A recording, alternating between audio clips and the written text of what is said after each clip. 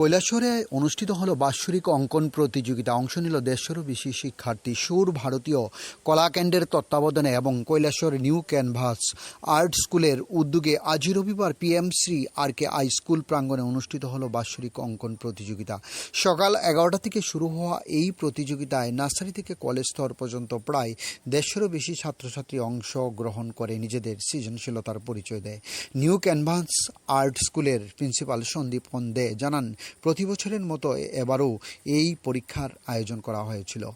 আগামী 2 মাসের মধ্যে পরীক্ষার ফলাফল প্রকাশিত করা হবে।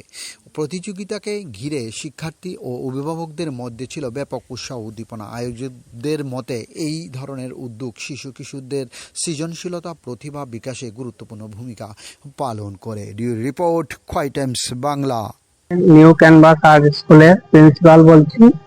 আজকে আমাদের স্কুলে বাৎসরিক আর্ট পরীক্ষা নেওয়া হচ্ছে।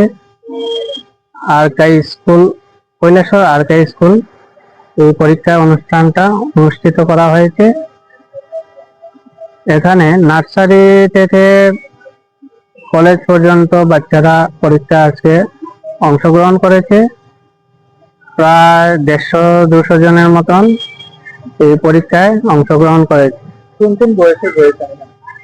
এখানে রয়েছে ক্লাস 5+ থেকে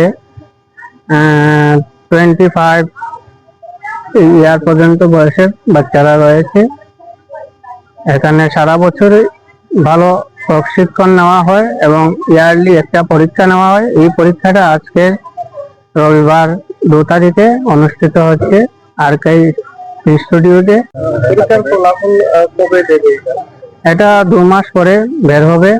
তারপর এটার প্রাইজ ডিস্ট্রিবিউশন আছে, বিভিন্ন ইয়ারের বাচ্চারা প্রাইজ পাবে।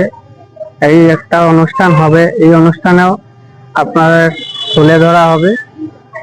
আর মানে এটা কোন ইউনিভার্সিটির আন্ডারে হচ্ছে? হ্যাঁ, এটা হচ্ছে সুর ভারতীয় সঙ্গীত কলা কেন্দ্র ইনস্টিটিউটের আন্ডারে।